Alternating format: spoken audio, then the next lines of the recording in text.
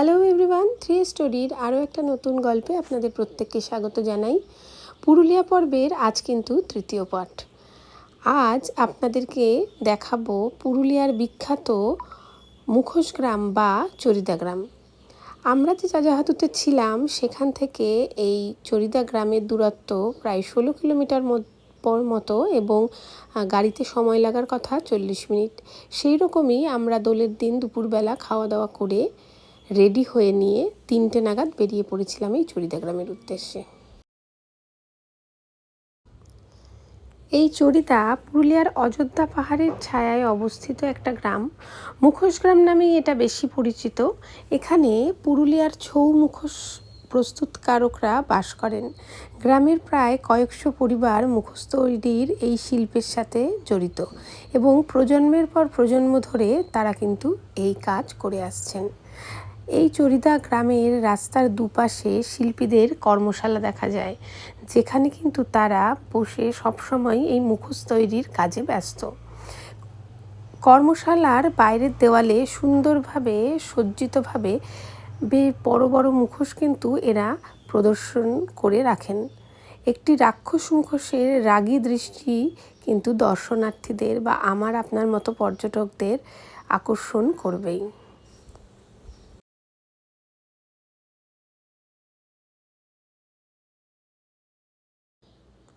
এই মুখোশ তৈরির মূল প্রক্রিয়ায় খুব বেশি পরিবর্তন কিন্তু আগের সাথে এখনকার তেমনভাবে হয়নি। নরম কাগজের 8 থেকে 10টি স্তর মিশ্রিত আঠা দিয়ে ডুবিয়ে ছাঁচে একের পর এক আটকানো হয়। কাদা ও কাপড়ের একটি বিশেষ স্তর এর ওপরে প্রয়োগ করা হয়। তারপর মুখোশটি রোদে শুকনো হয়। ছাঁচ থেকে মুখোশটি বেরিয়ে আসার পরে মাটি ব্যবহার করে হাতে মুখের বৈশিষ্ট্যযুক্ত করা হয়। এরপরে রং করে সেই মুখোশগুলিকে বিভিন্ন পুঁতি, ফিতা, কৃত্রিম ফুল ও পাতা দিয়ে কিন্তু সাজিয়ে তোলা হয়। আর এরপরে সব শেষে যে কাজটি করা হয় সেটা হলো নাক আর চোখের জন্য যে গর্ত। বছরের পর বছর ধরে ছৌ মুখোশের ক্ষেত্রে বেশ কিছু পরিবর্তন এসেছে। কাঁচামালের ক্ষেত্রেও এখন কিন্তু ব্যাপক পরিবর্তন। নলখাগড়া ও দড়ির মতো পুরনো সাজসজ্জার উপকরণগুলি প্লাস্টিকের মাধ্যমে কিন্তু রিপ্লেস করা হয়েছে। প্রাকৃতিক রঙের পরিবর্তে এখন অনেকেই কৃত্রিম রঙও ব্যবহার করে থাকেন। শিল্পীরা এখন আরও ছোট আর কম জটিল মুখোশ তৈরিতে বেশি আগ্রহ প্রকাশ করেন। এই ছোট মুখোশগুলি ছোট ছোট অ্যাপার্টমেন্টের দেওয়ালে প্রদর্শনের জন্য কিন্তু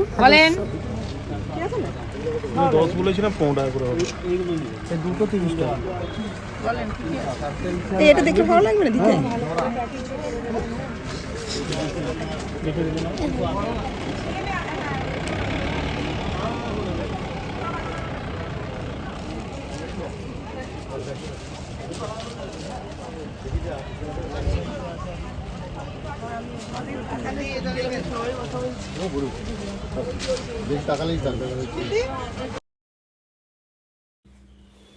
পুরুলিয়ার বিখ্যাত ছৌ নাচেও কিন্তু এই ধরনের মুখোশ ব্যবহার করা হয়। রামায়ণ, মহাভারত বা আমাদের শ্রীকৃষ্ণের বিভিন্ন রকম যে কাল্পনিক গল্পগাথা আছে তার উপরেই কিন্তু এই ছৌ নাচের ওনারা পারফর্ম করে থাকেন। বিভিন্ন দেবদেবীর আঙ্গিকে বেশ বড় বড় মুখোশ কিন্তু তৈরি হয়। এই ছৌ নাচের একটি বিশেষ দিক হলো এই ছৌ নাচের কিন্তু ম্যাক্সিমাম ক্ষেত্রেই পুরুষরা এই নাচ করে থাকেন।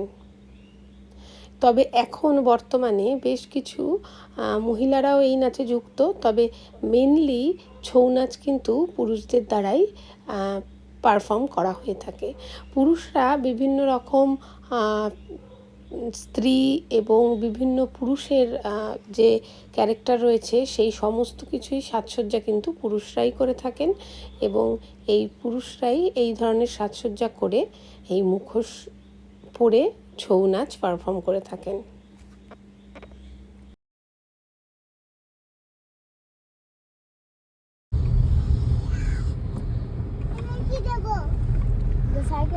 চরিদা ঘোরার পরে আমাদের পরবর্তী গন্তব্য ছিল একটা অফবিট, যদিও এখন সোশ্যাল নেটওয়ার্কের দৌলতে এটা অনেকেই চেনেন, সেরকমই একটি ড্যাম কুকি ড্যাম। পুরুলিয়ায় কিন্তু সারা পুরুলিয়া জুড়ে বিভিন্ন রকম ড্যাম রয়েছে। তো আমাদের যাযাহাতু থেকে সবথেকে কাছে এই ড্যামটি কিন্তু ছিল প্রায় যাযাহাতু থেকে 7 কিলোমিটার দূরে। আর এই ড্যামে সূর্যাস্ত দেখার জন্যই আমরা চরিদা গ্রাম ঘুরে চলে এসেছি এই ড্যামের কাছে।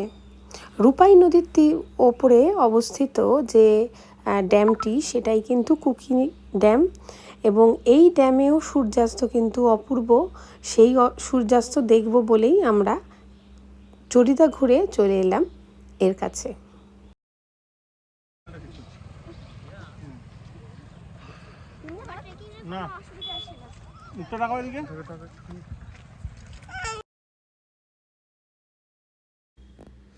কুকি ড্যামের সৌন্দর্য কিন্তু অবর্ণনীয়, তাই আপনারা যারা পুরুলিয়ার প্ল্যান করছেন অবশ্যই এই কুকি ড্যামকেও আপনাদের ঘোরার লিস্টে অ্যাড করে নিন।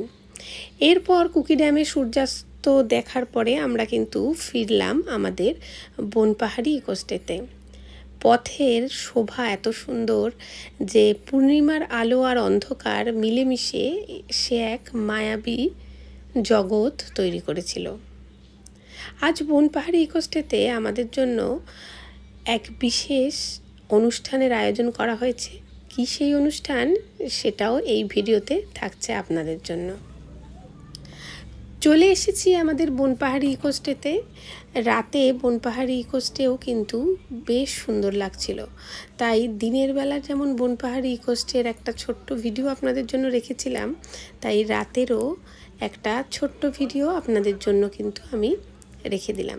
এই বনপাহাড়ি ইকোস্টে এর আগেও বলেছি, পাহাড়ে ঘেরা একটা ছোট্ট গ্রামের মধ্যে অবস্থিত একটাই হোমস্টে। তো এখানে চারপাশে এত নিস্তব্ধতা, তার সাথে এই যে পূর্ণিমার চাঁদের আলো পড়ে সে এক অপূর্ব সুন্দর দৃশ্য। সেই কারণেই আমি কিন্তু এই পুরো বনপাহাড়ি ইকোস্টেকে পুরো চাঁদের আলোতে রাত্রিবেলা কতটা সুন্দর লাগছে তা দেখানোর জন্য একটা ছোট্ট ভিডিও আপনাদের জন্য এখানে শেয়ার করে দিচ্ছি।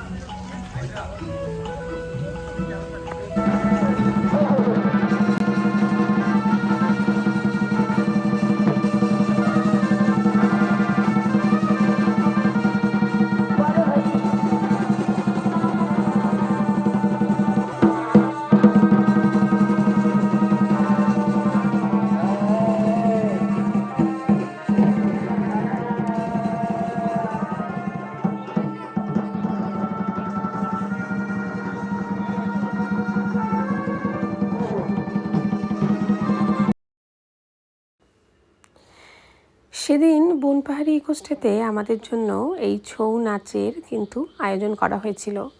এই ছৌ নাচ একটা আদিবাসী যুদ্ধ নৃত্য। শুধুমাত্র পশ্চিমবঙ্গ নয়, পশ্চিমবঙ্গের পার্শ্ববর্তী দুটো যে রাজ্য রয়েছে ঝাড়খণ্ড, ওড়িশা, এতেও কিন্তু এই ছৌ নাচ খুবই জনপ্রিয়। যদিও ছৌ নাচের কিন্তু উৎপত্তিস্থল পশ্চিমবঙ্গের এই পুরুলিয়া জেলায়।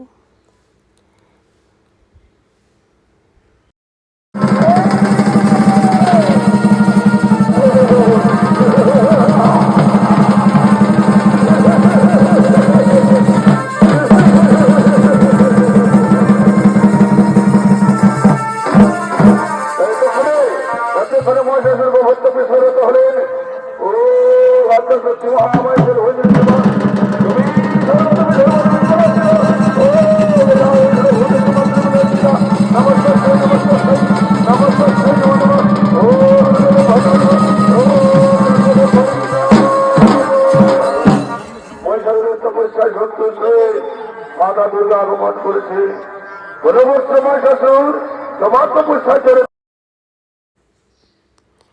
এই ছৌ নাচ কিন্তু আমাদের পৌরাণিক যে মহাকাব্য আছে তার উপরেই আধারিত। এই নাচে রামায়ণ মহাভারতের বিভিন্ন উপাখ্যান অভিনয় করে দেখানো হয়। কখনো কখনো অন্যান্য যে পৌরাণিক কাহিনী রয়েছে তাও কিন্তু অভিনয় করা হয়। ছৌ নাচের মূল রস হলো বীর ও রুদ্র। নাচের শেষে দুষ্টের দমন ও ধর্মের জয় দেখানো হয়। গ্রামাঞ্চলে এই নাচের আসর কোনো মঞ্চে হয় না, খোলা মাঠেই আসর বসে।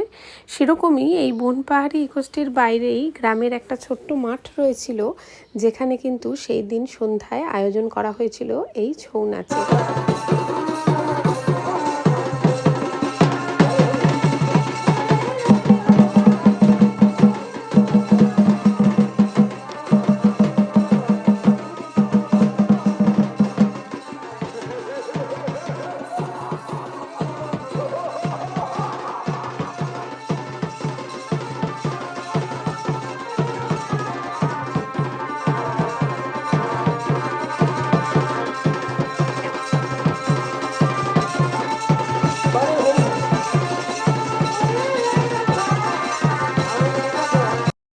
ছৌ নাচ একটি semi classical Indian dance form, যা কিন্তু 3টি শৈলীতে পাওয়া যায়। পশ্চিমবঙ্গের পুরুলিয়া জেলায় যে ছৌ, এছাড়াও ঝাড়খণ্ডে সেরাইকেল্লার একটা ছৌ রয়েছে, এছাড়া ওড়িশার ময়ূরভঞ্জের ছৌ রয়েছে। পুরুলিয়ার ছৌ আর ময়ূরভঞ্জের ছৌয়ের মধ্যে মেন পার্থক্য কিন্তু মুখোশ ব্যবহারে। পুরুলিয়ার ছৌতে মুখোশ ব্যবহার করা হয়, কিন্তু ময়ূরভঞ্জ জেলার যে ছৌ আছে তাতে কিন্তু মুখোশ ব্যবহার করা হয় না, যার ফলে শরীরের নড়াচড়া এবং অঙ্গভঙ্গির সাথে মুখের যে বিভিন্ন এক্সপ্রেশন সেটাও কিন্তু ময়ূরভঞ্জের ছৌতে লক্ষ্য করা যায়।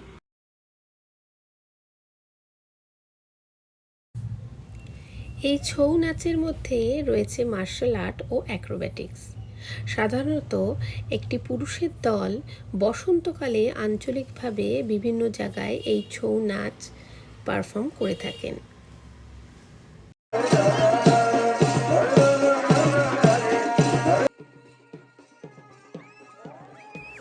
কেমন লাগলো আজকের ভিডিও অবশ্যই কমেন্ট করে জানাবেন। আর হ্যাঁ, ভিডিওটি ভালো লাগলে একটি লাইক করবেন। আমাদের 3 স্টোরি চ্যানেলে নতুন হলে চ্যানেলটিকে সাবস্ক্রাইব করে চ্যানেলটির পাশে থাকবেন। আমাদের 3 স্টোরি চ্যানেলে আমরা আমাদের ঘোরা, বেড়ানো, রান্না বান্না বিভিন্ন রকম দৈনন্দিন যা আমরা করে থাকি তার কিন্তু ভিডিও এখানে আপনাদের জন্য শেয়ার করি। আমাদের 3 স্টোরি চ্যানেলে সাবস্ক্রাইব করে পাশে থাকা বেল আইকনটি আপনারা প্রেস করে দিতে পারেন, তাহলে এই নতুন ভিডিওর ইনস্ট্যান্ট নোটিফিকেশান আপনারা পেতে পারবেন। খুব শিগগিরই পুরুলিয়ার আরও একটি পর্ব নিয়ে আপনাদের কাছে হাজির হব। ততক্ষণ প্রত্যেকে খুব ভালো থাকুন, সুস্থ থাকুন আর দেখতে থাকুন।